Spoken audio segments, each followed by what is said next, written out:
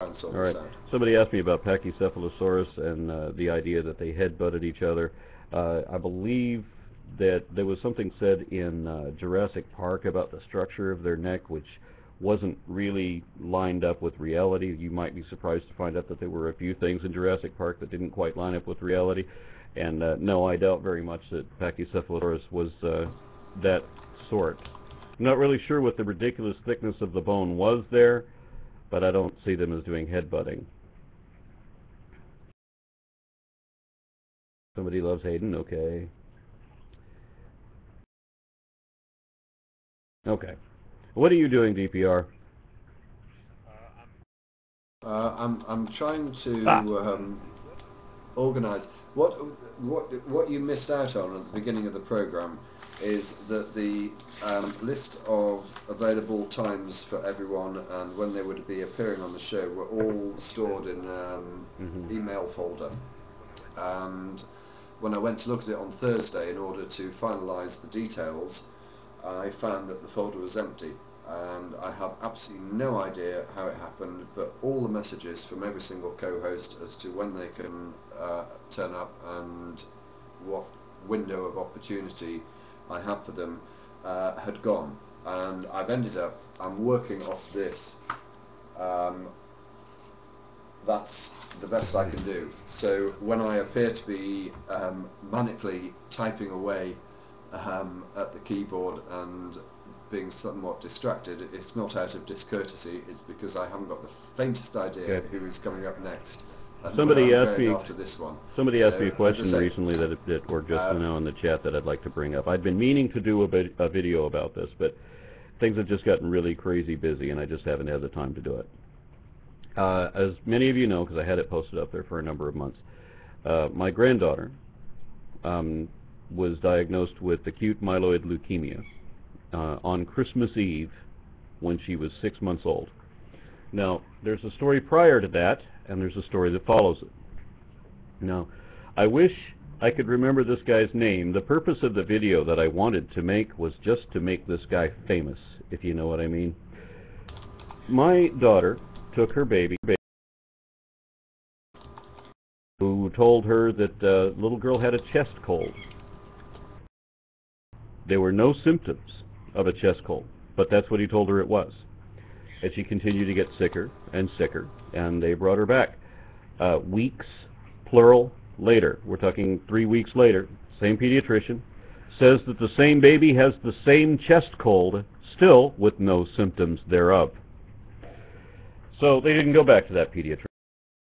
They realized that he's completely full of shit, and I wish I could remember his name. I'd love to say it. I'd love to make a video just to express where he is and show a picture of his office.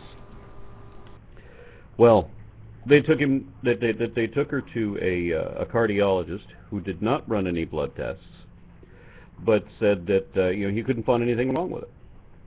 Okay, so things are getting worse. They have another appointment with another doctor, and there was a point where I was watching the baby, and she's in a crib next to me, and the breathing was so labored that every breath sounded like it was going to be her last. She looked horrible. She looked like some sort of alien monster. She had all these veins in her head that were showing up. The whole body was turning yellow. She looked really, really bad.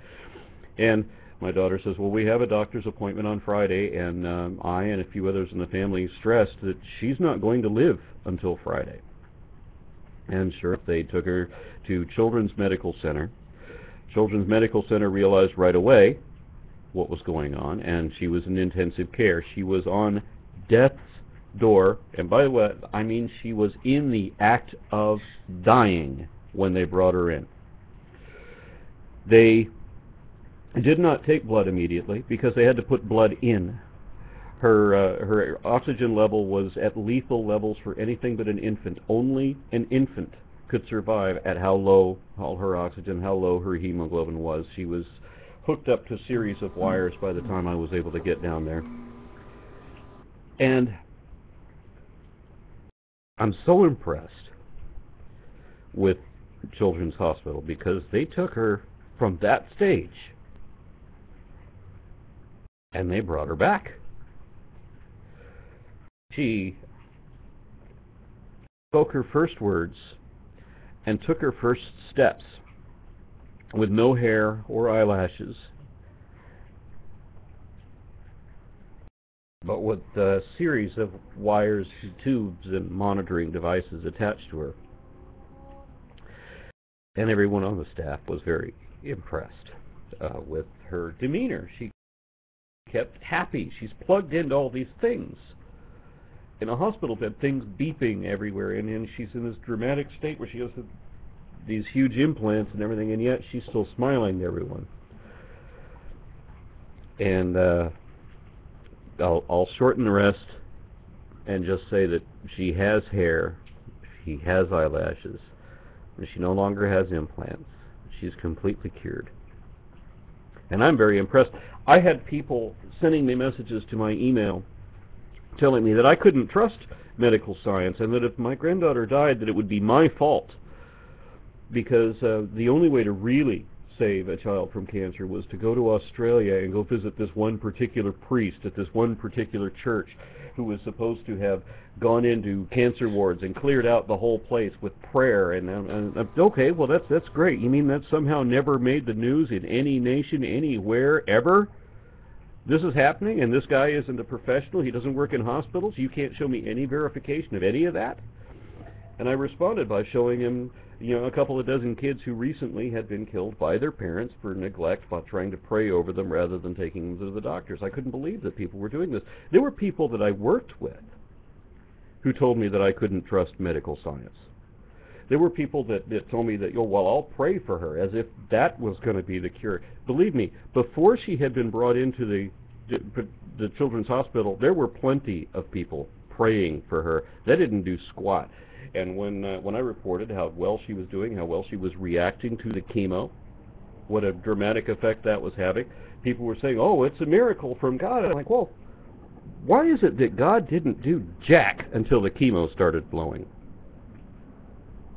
So, well, that's my position on that. I'm just sorry I had to go on like that, but it needed to be said. I wanted to make a video to do it, but didn't have time. Anyone that's watched my videos knows that that's a very sensitive subject for me as well. I don't know how you live in a society that has that sort of mentality. The person I'm referring to is it's on my YouTube channel. I mean, his parents were not. Yeah, I saw that. To trust a prayer, but the care and attention he received was wonderful. Yes, no, the little boy in the room next to ours was not so fortunate, and this was tragic because he was older, and he was old enough to know, and he knew. He was 5. And he knew he wasn't ever going to be 6. And they would have, a family birthday party, knowing that this is the only one he's going to have. And he knew that. It's a reality. I think James, at the age of 2, I know it sounds silly, I think he probably was aware of it too. He may not have been aware of the fact that it was his 2nd birthday, but anyway. Yes, enough about that. I'm sorry, as somebody else pointed out in the chat, we went on an up note and then plummeted down, and I apologize for that. I just couldn't help but being outraged. I mean, the people that I work with, there, out of a couple of hundred people, there are 5 rational people in my office. I mean, I could be generous and say 7 or 8 out of a couple of hundred. Among the others, one person told me that she thought that the sun went around the earth. Another person told me, as he thought it was common knowledge that everybody knew, that they found a complete arc on Ararat, and I had to point out to the sad reality of that. And somebody else told me that that Thorazine was ineffective on schizophrenia because it's caused by demons. What's the position? I mean, you say you work with these people. I mean, this is you're referring to the university that you attend. No, I'm not talking about the university. No. I have a normal job. I work in an office. Right. You know, because that's where I've been for, you know, since before I went to school, and it allows me to go to school, so I just kind of stay. I mean this in a very genuine way. I really feel sorry for you, because I don't know. I mean, there are people that I know who obviously have religious beliefs. They vary to what extent, but you seem to be in a state in which, I'm talking about a geographical state as opposed to a mental state, where you are surrounded by fuckwits. Well, this is and I just don't know. I don't know how you maintain your sanity. well, I think you've already described it. It's a geographical mental state.